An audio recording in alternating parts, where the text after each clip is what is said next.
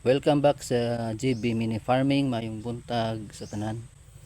Karon akong himuon mag-checking ko sa muang gamay nga talong unsa na status. So mauna ni siya. Nay problema ang punuan sa talong kani. Kulot ang iyang dahon compare sa isa yang tapad. Normal lang siya. Tips lang nako alang sa pagkabalo.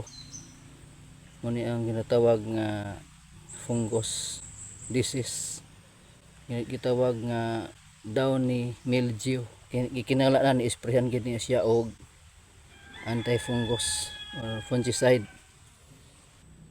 So kana lang sa video sa pag checking nako sa mong talong og pag-spray nako sa duha ka punuan nga naigo sa bakterya nga fungus mao ang downy